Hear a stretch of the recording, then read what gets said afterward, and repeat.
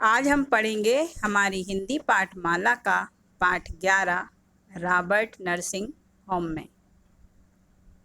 इस पाठ में जो लेखक हैं, अपनों की सेवा तो सभी करते हैं।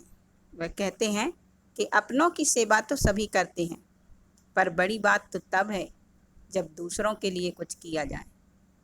मानवता की सेवा करने वालों का हृदय विशाल होता है। वे मनुष्य के बीच खड़ी की गई धर्म, लिंग, जाति, रंग भेद की दीवारों को ढहा देते हैं।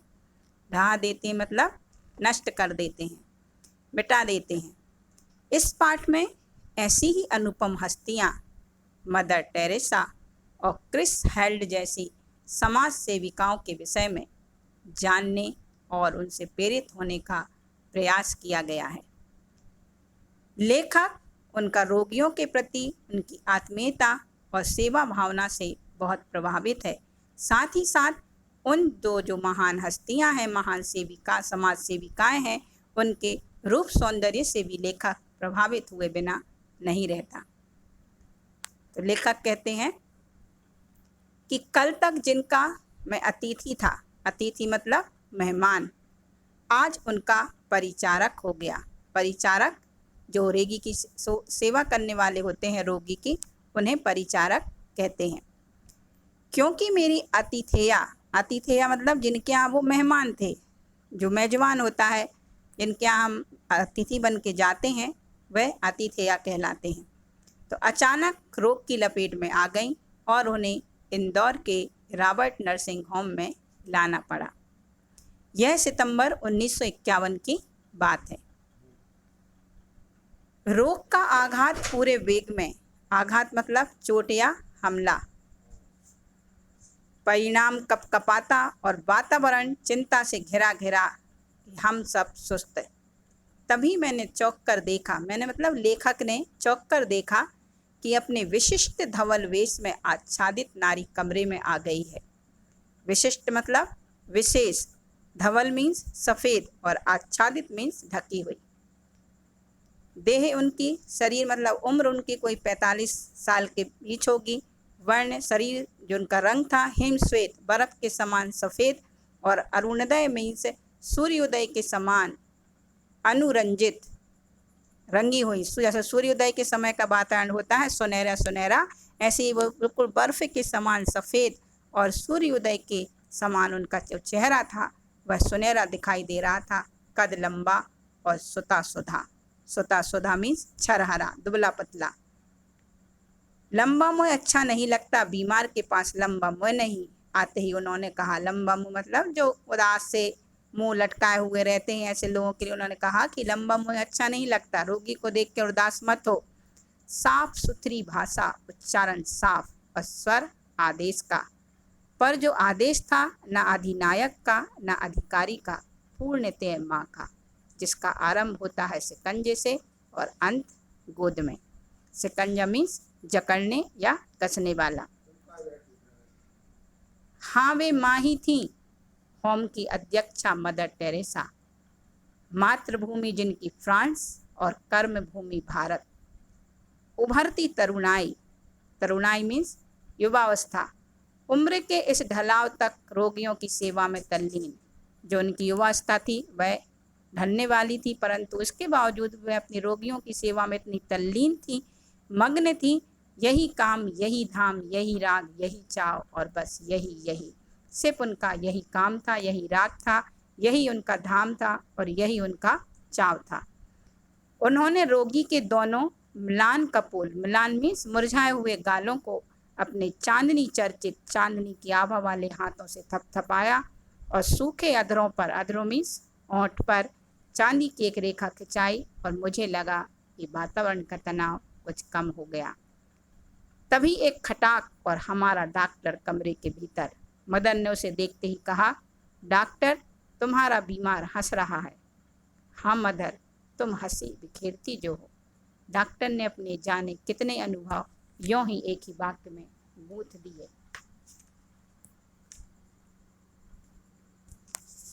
मैंने भावना से अभिभूत हो सोचा, जो बिना प्रसव किए ही माँ बन सकती है, वही 30 रुपये मासिक पर 20 वर्ष से दिन और रात सेवा में लग सकती है और वही पीड़ितों के तड़पते जीवन में हंसी बिखेर सकती है।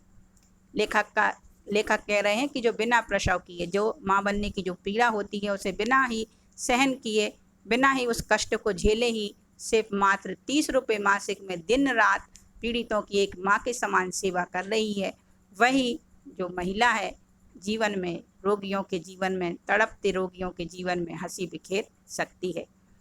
तीसरे पहर का समय, थर्मामीटर हाथ में लिए वे आई मदर टेरेसा और उनके साथ एक नवयुवती। उसी विशिष्ट धवल वेश में, जिस तरह की वेशभूषा मदर टेरेसा की थी, उसी वेशभूषा में एक नवयुवती उनके साथ आई, वह भी गौर और आकर्षक। गौर मीन्स गोरे रंग की। चांदनी को दूध में घोलकर, लेखक ने उनका जो रूप सौंदर्य का वर्णन करते हुए कहते हैं कि ऐसा लगता है जैसे चांदनी को दूध में घोलकर ब्रह्मा ने उसका निर्माण किया हो। रूप और स्वरूप का एक देवी सांचा सी वह लड़की। नाम उसका क्रिस्टहेल्ड और जन्मभूमि जर्मनी। फ्रांस की पुत्री मदर टेरेसा और जर्मनी की दुहिता क्रिस्टहेल्ड एक साथ, एक रूप, एक ध्येय, एक रस। लेखक ने कहा, तुम्हारा देश महान है जो युद्ध के देवता हिटलर को भी जन्म दे सकता है और तुम्हारे जैसी सेवाशील बालिका को भी। मैंने उनसे कहा, तो दर्प से, दर्प मीन्स घमंड से, दीप्त हो वह स्टैचू हो गई। स्टैचू मतलब मूर्तिवान। और अपना दाहिना पैर पृथ्वी पर वेग से ठोक कर बोली, यस यस। वह दूसरे कमरे में चली गई तो मदर टेरेसा को टटोला, आप इस जर्मन लड़की के साथ प्यार से रहती हैं? बोली, हाँ, वह भी ईश्वर के लिए काम करती है और मैं भी, फिर प्यार क्यों ना हो। मैंने नस्तर चुभोया। नस्तर एक धारदार जो औजार होता है। पर फ्रांस को हिटलर ने पद दलित किया था, अपने पैरों के नीचे कुचला था, यह आप कैसे भूल सकती हैं? नस्तर तेज था, जो वाक्य उन्होंने बोले थे वह तेज थे, चुभन भी गहरी थी, पर मदर का कलेजा उससे अछूता रहा। बोली, हिटलर बुरा था, उसने लड़ाई छेड़ी, पर इस लड़की का भी घर ढह गया और मेरा भी, हम दोनों एक हैं।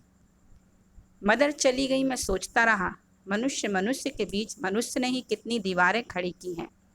ऊंची दीवारें, मजबूत औलादी दीवारें, भूगोल की दीवारें, जाति वर्ग की दीवारें, कितनी मनहूस, कितनी नगण्य, पर कितनी अजेय।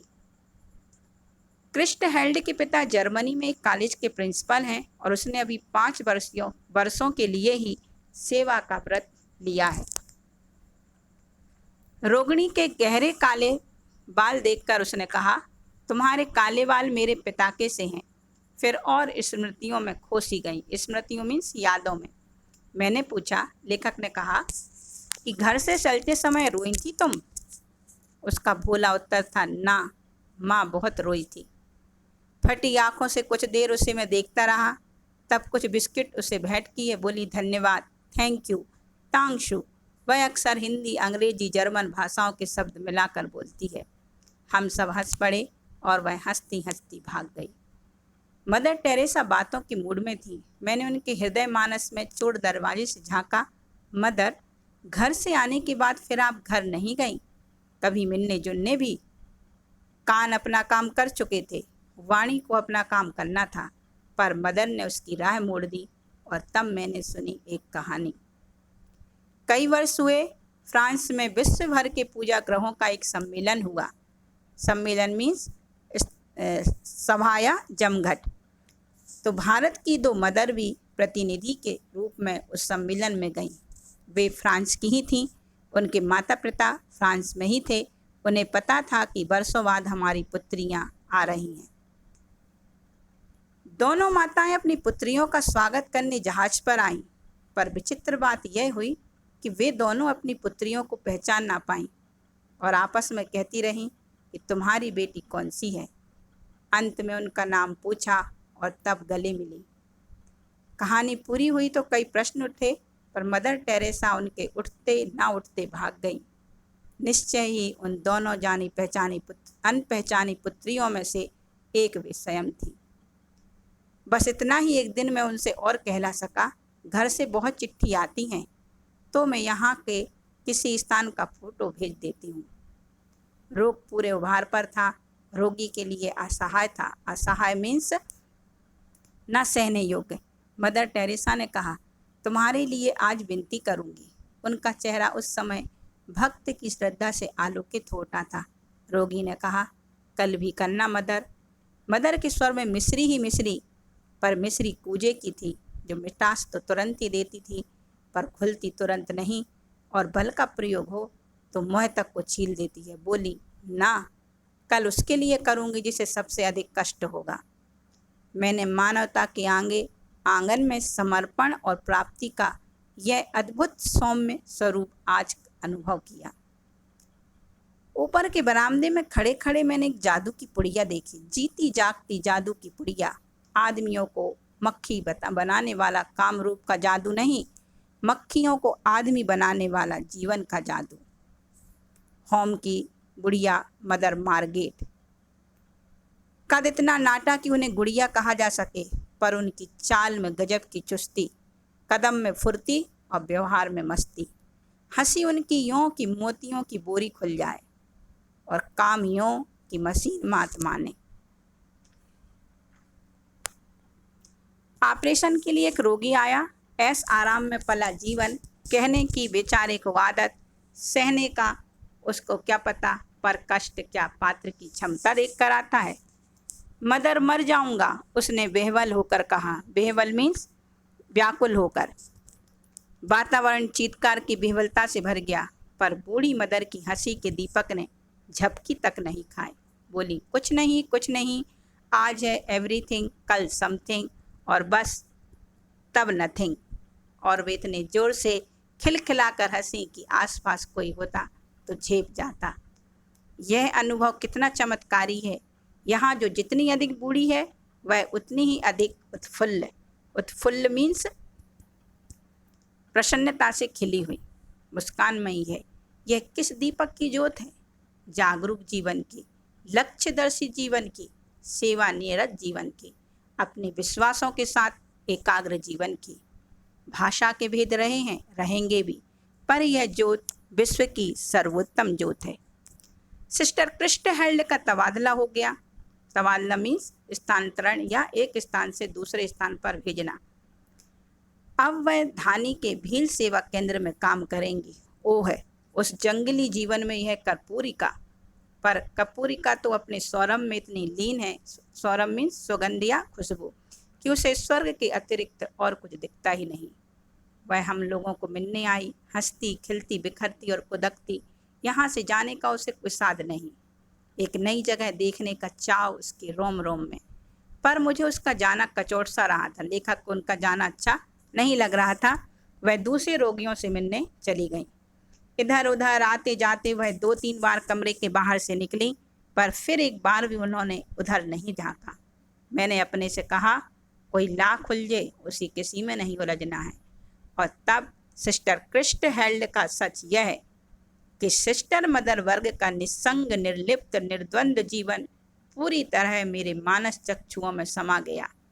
निस्संग मीन्स उन्हें अब कोई विषय वासना से रहते, उनमें कोई भी इच्छा, किसी भी वस्तु के प्रति कोई मोह नहीं है। निर्लिप्त लन्ना लगाव रखने वाली, और निर्द्वंद मतलब बिना द्वंद्व के, उन्हें कोई चीज़ का किसी से कोई उन्हें लेना देना नहीं है। इस तरह का जो सिस्टर मदर वर्ग जीवन जीती हैं वह पूरी तरह से मानव सभ्यता के लिए, मानव जीवन के लिए समर्पित है। और इस भाव को लेखक के मन में आते ही वह अपने आप ही कह उठे, सिस्टर क्रिस्ट हेल्ड, हम भारतवासी गीता को कंठ में रखकर धनी हुए, पर तुम उसे जीवन में ले कृतार्थ हुई। कृतार्थ मीन्स संतुष्ट। तो इस पाठ के द्वारा हमने जो सिस्टर मदर वर्ग का जो जीवन है, मानवता के प्रति पूर्ण रूप से समर्पित, बिना निस्वार्थ सेवा भावना के, बिना कोई छल कपट ईर्ष्या द्वेष के, उसके बारे में जाना और समझा।